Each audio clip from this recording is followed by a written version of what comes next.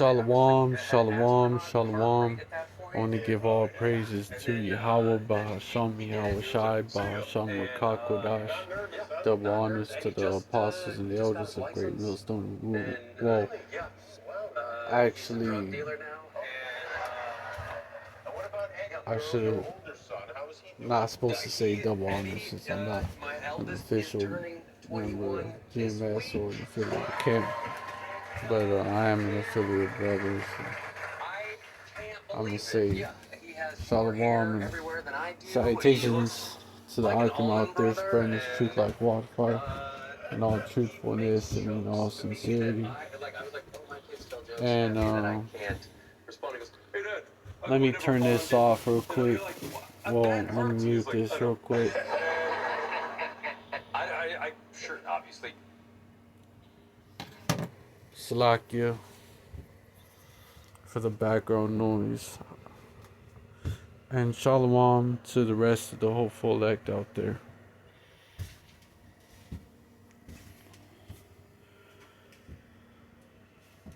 Got this article by The Hill. Murphy says U.S. annexation of Greenland would be the end of NATO, quote unquote. Senator Chris Murphy, Democrat from Connecticut, said Sunday that the U.S. moving to take Greenland by force would mark the end of NATO. Quote unquote, it would be the end of NATO, Murphy said on NBC's quote unquote Meet the Press when asked by host Kristen Welker what such a move would result in. The Connecticut Democrat who serves on the Senate Foreign Relations Committee noted that other NATO countries would be required to defend Greenland, pitting the U.S. against longtime allies such as the UK and France. President Trump has again shown interest in acquiring the semi-autonomous Danish territory in recent weeks, arguing the island is essential to national security. The U.S. has operated two thick space base in Greenland since 1943. The president has also not ruled out the use of military force to take over Greenland, although White House Press Secretary Caroline Leavitt and Secretary of State Marco Rubio noted earlier this week that diplomacy is the administration's first option. Rubio is set to meet with Danish officials this coming week. Earlier Sunday, Louisiana Governor Jeff Landry, Republican who doubles as Trump's envoy to Greenland, wrote on the social platform X that the president's desire to acquire the mineral-rich territory should be met with hospitality, not hostility. But officials in Greenland, Denmark, and Europe have pushed back on Trump's overtures throughout the last year, particularly in recent days. Greenlandic Prime Minister Jens Frederik Nielsen and full party leaders said Friday the island's future must be decided by the Greenlandic people, quote unquote, according to the Associated Press. That followed Danish Prime Minister Mette Frederiksen telling Danish broadcaster TV2 on Monday that an American attack on Greenland would end NATO, an alliance formed in 1949 in the wake of World War II. Quote unquote, if the U.S. chooses to attack another NATO country militarily, everything stops. Quote unquote, she says. European leaders, including UK Prime Minister Keir Starmer and French President Emmanuel Macron, also joined Frederiksen in saying that Greenland, quote unquote, belongs to its people.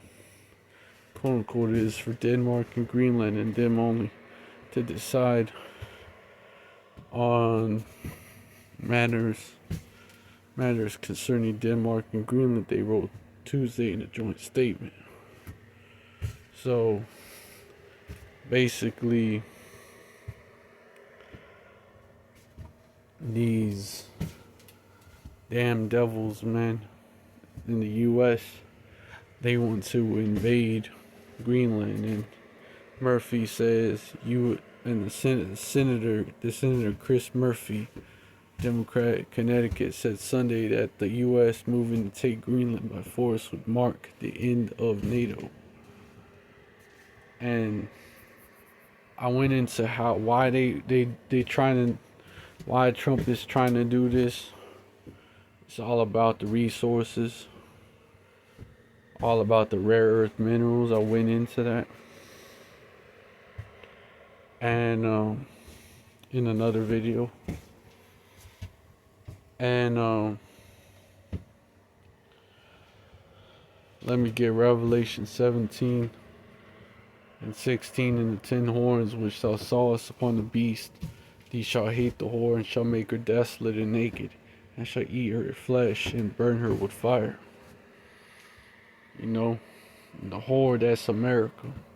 So I've gone into in the 10 horns, that's the EU/NATO countries. They are gonna turn. It started off, the EU started off also. We look at it, the EU, well, started off at, it was at one point at 10 nations, and those nations, well, they're really countries. There's a difference between a country and a nation. Is a country is a country is a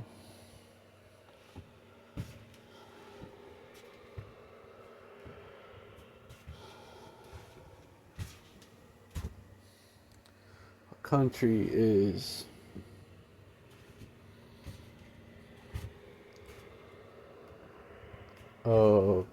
a kingdom, basically. Kingdom is a country.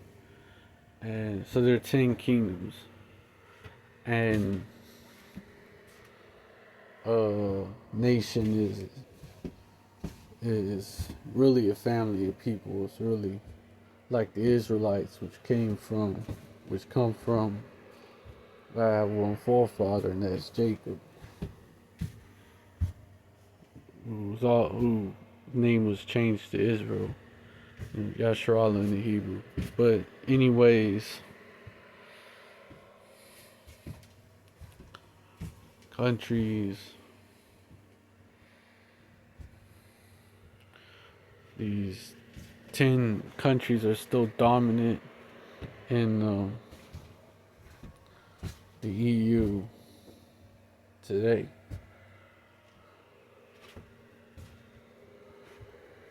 And also, the EU is the economic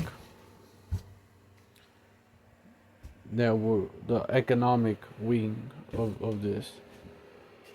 Well, the economic, basically, yeah, the economic side of this beast system, and NATO is the military side.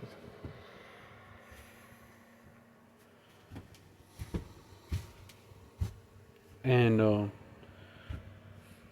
these EU, NATO/NATO countries are gonna turn on this whole America, according to biblical prophecy.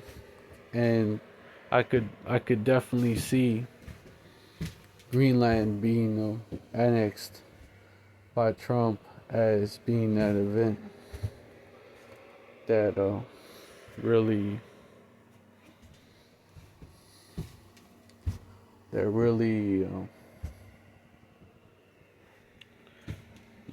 causes this to happen, that last straw that causes even NATO to be like, look, we got to do something about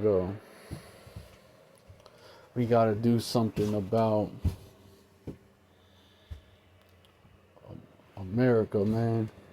America's doing too much. Look, they starting wars all over the place.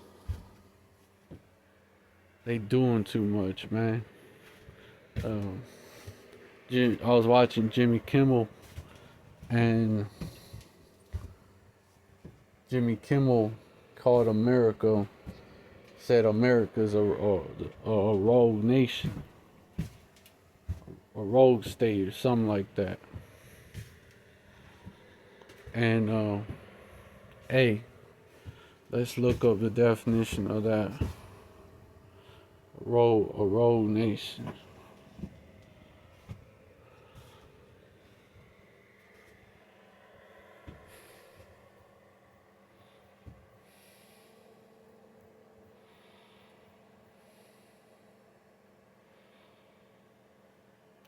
A rogue nation or rogue state refers to a country, I'm using nation how people use that word today.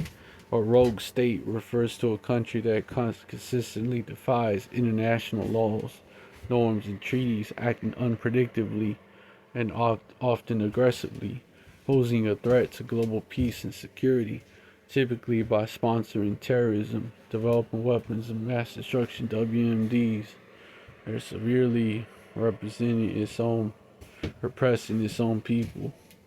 Which that's what they gonna do next. That's what Trump gonna do next.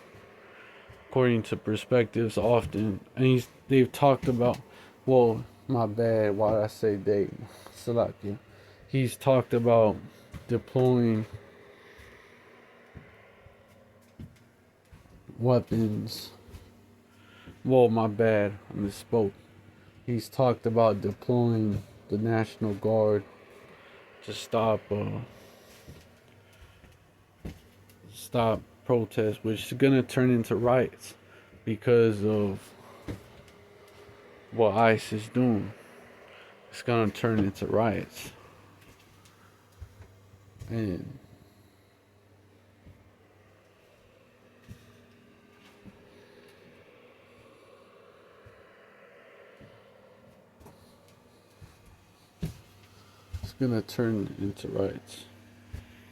and they're gonna be repressed, severely repressing its own people, according to perspective, often from the U.S. and its allies. But now the U.S. is the rogue state.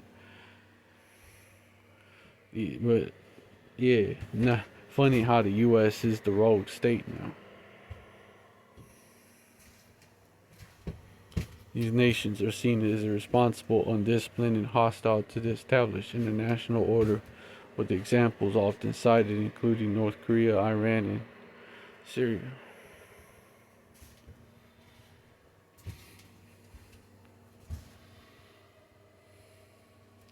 Which those are the only, by the way, fun fact, those are the only, well, Syria didn't have a Rothschild central bank, now it does.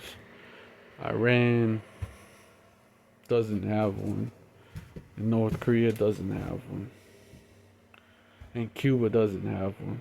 There's a list of countries that don't have Rothschild-owned central banks.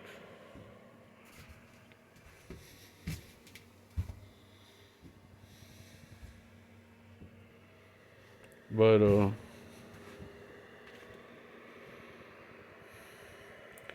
yeah, just wanna make a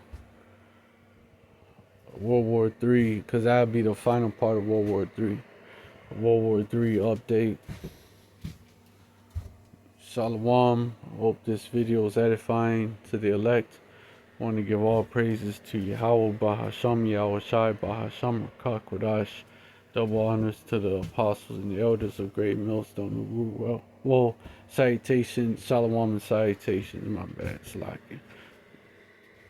Shalom and salutations to the Hakim out there, spreading this truth like wildfire in all truthfulness and in all sincerity.